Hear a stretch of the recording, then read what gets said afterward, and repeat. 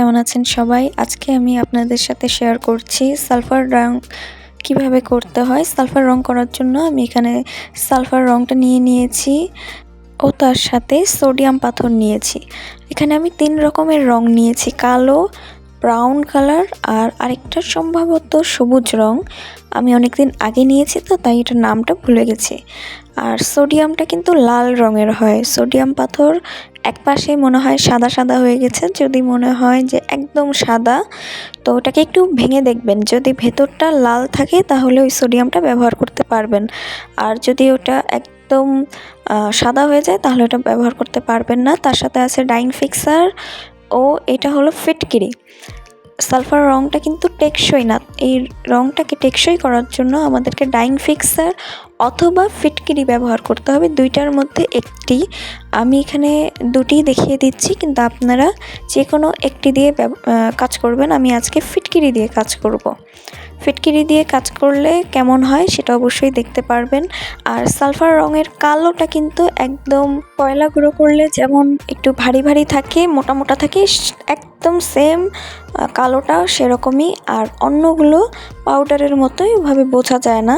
আর sodium পাথরটা তো একদম পাথরেরই টুকরা, এটা একটু চাপ দিলে ভেঙে যাবে, কোনো সমস্যা নেই, কিন্তু এটাকে খুবই সাবধানে কাজ করতে হয়, না হলে কাপড়টা কিন্তু একদম নষ্ট হয়ে যাবে, রঙটা ভালোভাবে বসবে না।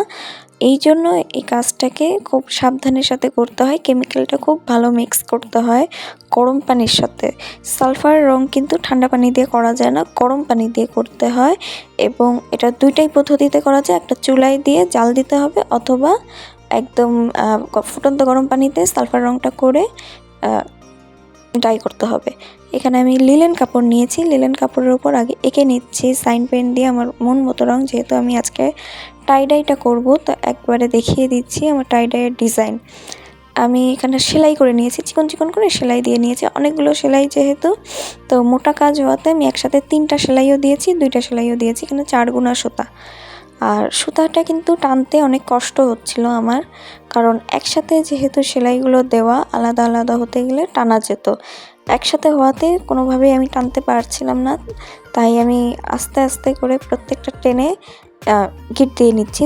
প্রত্যেকটা কিন্তু আলাদা করেই আমি গিট দিচ্ছি, আমি কিন্তু একসাথে মিলিয়ে মিলিয়ে গিট দিই না, এক একটা এক একভাবেই আমি গিট দিয়ে রেখে দেই, যেন পরবর্তীতে আমার খুলতে সুবিধা হয়। আর বাড়তি আমি কাপড় রাখি আর বাড়তি সুতাও রাখি। বাড়তি সুতা রাখার কারণ হচ্ছে যে আমি সেলাইটা যখন ছোটাবো তখন খুব দ্রুতই যেন আমি সুতাটা টান দিতে পারি। যদি আমি বাড়তি সুতা না রাখি তাহলে আমি কোন সুতার ধরে আমি টান দিব।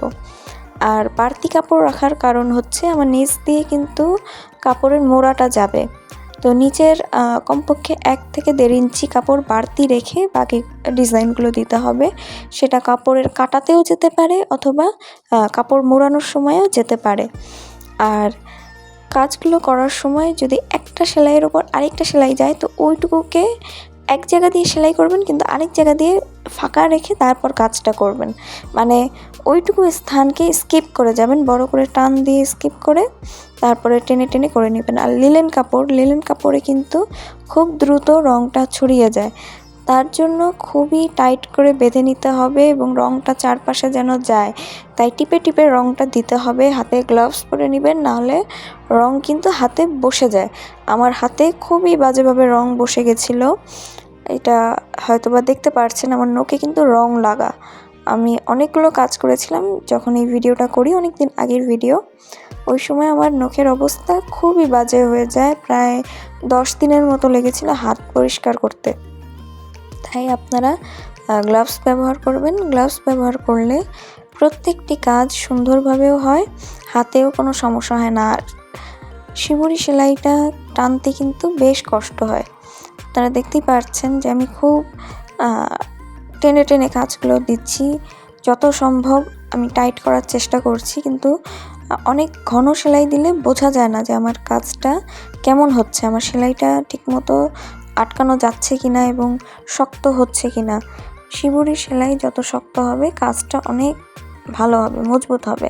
যখন আমি হাত দিয়ে টেনে পারছিলাম না তখন আমি স্কেলের সাহায্যে ওটা পেঁচিয়ে তারপর টান দিই। অতিরিক্ত জোরে আবার টান দেওয়া যাবে না, সুতা কিন্তু ছিঁড়ে যাবে। সুতা ছিঁড়ে যেতে গেলেই আমাদের কষ্টটা কিন্তু শেষ। তাই আস্তে আস্তে করে আমাদের বাঁধতে হবে, আস্তে আস্তে সেলাইগুলোকে টান দিতে হবে। কোনো সেলাই যেন না থাকে সেই জায়গাটা লক্ষ্য রেখে টান দিবেন। আমার একবার মাঝখান দিয়ে কিন্তু ছিঁড়েও গেছিলো সুতা, তাই অতিরিক্ত জোর দেওয়া যাবে না এবং সাবধানে কাজটা করে ফেলতে হবে, কোনো দিক দিয়ে যেন একটা সুতাও এক্সট্রা না থাকে। সবগুলো আমার সেলাই হয়ে গেলে কাপড়টাকে আমি ঠান্ডা পানিতে ভিজিয়ে রাখি কিছুক্ষণ, কারণ ভেতর দিয়ে শক্ত করে বাঁধার ফলে রঙটা ঢুকবে না। পানি দিয়ে ভিজিয়ে নিতে গেলে রঙটা সব জায়গায় সমানভাবে যায়, আর একটা পাশও কম ও বেশি হয় না। আপনারা চেষ্টা করবেন আধা ঘন্টা 1 ঘন্টা বা আরও বেশি সময় ভিজিয়ে রাখার। যখন দেখবেন যে কাপড়টা অনেকক্ষণ ধরে ভিজে আছে, তখন সেটাকে হালকা করে নিংড়ে তারপর রঙের মধ্যে দিবেন। রং করার পরে সেটাকে ওয়াশ করলে অনেক ভালো রঙটা হবে, না হলে দেখা যাবে যে এক একটা জায়গায় ছোপ ছোপ হয়ে রয়েছে। প্রথমে আমরা যেই দিকটা দিয়েছি সেই দিকটা বেশি রং হয়েছে এবং যেই দিকটা পড়ে গেছে সেই জায়গাটা আর রঙই হয়নি। তাই সবসময় কাপড়টাকে ভিজিয়ে তারপরে পানিতে দিতে হয়, সেটা ভ্যাট হোক, প্রুশিয়ান হোক, সালফার হোক, যেই পদ্ধতিতেই করেন না কেন অবশ্যই আমাদেরকে আগে ভিজিয়ে নিতে হবে। ভিজানোর আগে কাপড়টাকে আলগা আলগা করে ছাড়িয়ে নেবেন। আমি এখানে ছাড়িয়ে তারপর ঠান্ডা পানির মধ্যে ভিজিয়ে দিচ্ছি। খুব ভালোভাবে টিপে টিপে ভিজিয়ে রেখে দিব প্রায় আধা ঘন্টা 1 ঘন্টার জন্য। তারপর আমি কেমিক্যাল মিক্সিংয়ে চলে যাব। কেমিক্যালের জন্য আমি গরম পানি নিয়ে নিচ্ছি, একদম ফুটন্ত গরম পানি। ফুটন্ত গরম পানির মধ্যে আগে সোডিয়াম পাথরটা দিয়ে নিচ্ছি, যেহেতু এখানে আমার 1 থেকে 1.5 গজের মতো আছে। তো আমি এখানে 2 তোলা সোডিয়াম নিয়েছি এবং 2 তোলা রং নিয়ে নিচ্ছি। সোডিয়ামটা কিন্তু ভালোভাবে মিশিয়ে নিতে হবে। সোডিয়ামটা যদি আমরা ভালোভাবে মিশিয়ে না নেই তখন আলগা আলগা থেকে যাবে এবং রংটাও আলগা আলগা কিন্তু থেকে যাবে, আর কাপড়ে ভালোভাবে মিক্স হবে না। তাই খুব ভালো করে নাড়াচাড়া করতে হবে। যতক্ষণ আপনার মনে হবে যে সোডিয়ামটা এখনও গলে নাই ততক্ষণ নাড়িয়ে দিতে হবে। আপনারা চাইতে গেলে এখানে ছেঁকেও নিতে পারেন, আমি ছেঁকে নেই, আমি সরাসরি এভাবে করে নিচ্ছি। এটা হলো একটা পদ্ধতি বোলের মধ্যে করার, আর আরেকটা পদ্ধতি হচ্ছে আপনারা জাল দিয়ে করে নিতে পারেন। 2টা পদ্ধতি ভালো।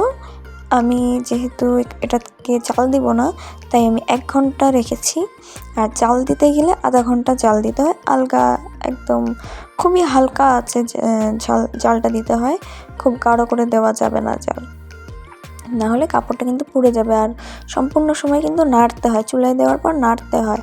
ঠিক তেমনই বলে যখন আমি কাপড়টা দিয়ে দিচ্ছি আমি কিন্তু ভালো করে নাড়াচাড়া দিচ্ছি, এবং চেষ্টা করবেন গ্লাভস পরে তারপরে টিপে টিপে রঙটা দেওয়ার। আমার কাছে গ্লাভস ছিল না তাই আমি হাত দিইনি, আমি স্কেল দিয়েই নাড়াচাড়া করে দিচ্ছি।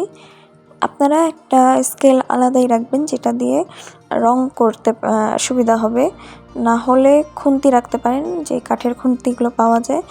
সম্পূর্ণ কাপড়টাকে ভালো করে নাড়াচাড়া দিয়ে 1 ঘন্টা রেখে দিবেন, আর তার মাঝে কয়েকবার এসে নাড়াচাড়া করবেন যেন ওপর নিচ হয়ে যায়। ওপর নিচ যদি না হয় এক পাশে রং গাঢ় হবে, আরেক পাশে রং কিন্তু খুবই হালকা হবে, তখন কাপড়টা দেখতে বিচ্ছিরি লাগবে।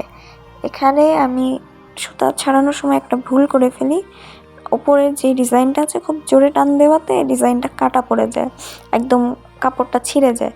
তাই এগুলোকে লক্ষ্য রেখে কাজগুলো করবেন। আজকের ভিডিওটি কেমন লেগেছে সেটা অবশ্যই জানাবেন কমেন্ট বক্সে, আর ভিডিওটি লাইক শেয়ার করবেন, বেশি বেশি করে কমেন্ট করবেন, আমি যেন জানতে পারি আমার কাজটা কেমন হচ্ছে, না হলে তো আমি বুঝবো না যে আমি ভালো কাজ করছি কি না।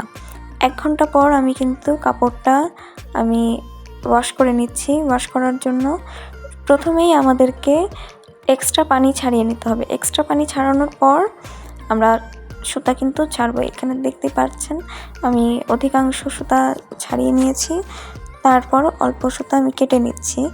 চিকন কেচি দিয়ে আস্তে আস্তে করে করতে হবে, লিলেন কাপড় খুব দ্রুত ছিঁড়ে যায়। আমি কিন্তু খুব তাড়াহুড়া দিয়ে করতেছিলাম, কিন্তু এটা আমার ভুল হয়েছে। তাড়াহুড়া করে করা যাবে না, সময় নিয়ে করতে হবে। যখন কাজটি হয়ে যাবে তারপর নর্মাল ঠান্ডা পানির মধ্যে ফিটকিরি দিয়ে নিচ্ছি। ফিটকিরি আমি অল্প নিয়েছি, যেহেতু আমার এখানে 1.5 গজের মতো কাপড় আছে, 1 গজের থেকে একটু বেশি। তো এখানে আমি প্রায় 4 তোলার মতো ফিটকিরি দিয়েছি। ফিটকিরি দিয়ে সম্পূর্ণটা ভালো করে নাড়াচাড়া করতে হবে। নাড়াচাড়া করে যেন ফিটকিরিটা ভালোভাবে পানির সাথে মিশে যায়। আমারটা তো পুরো পাথর ছিল, আপনারা চাইলে একদম গুঁড়ো করে নেবেন। গুঁড়ো করে পানিতে দিতে গেলে সবচেয়ে ভালো হয়। আমার এটা গলাতে অনেক কষ্ট হয়েছিল। যখন দেখবেন যে সম্পূর্ণ গলে গেছে তখন কাপড়টা দিয়ে নেবেন। কাপড়টা দিয়ে 20 মিনিট রেখে উঠিয়ে ফেলবেন। বেশিক্ষণ রাখা লাগে না, কাপড়টা 20 মিনিট দিয়ে উঠিয়ে নিংড়ে একেবারে শুকিয়ে দিবেন। ওটা আলাদা করে ধোয়া লাগে না। সুন্দর করে মাড় দিয়ে আপনারা ব্যবহার করতে পারবেন, কোনো সমস্যা নাই। এটা লিলেন হোক বা সুতি হোক, সবগুলোর জন্যই একই পদ্ধতি, আলাদা কোনো পদ্ধতি নেই। সিল্ক পদ্ধতি ভিন্ন। খুব সুন্দর করে এখানে কিন্তু আমি করে নিচ্ছি কাজটা। আজকের ভিডিওটি কেমন লাগলো একটা নতুন পদ্ধতিতে অবশ্যই জানাবেন এবং বেশি বেশি করে লাইক, শেয়ার, কমেন্ট করবেন। আসসালামু আলাইকুম।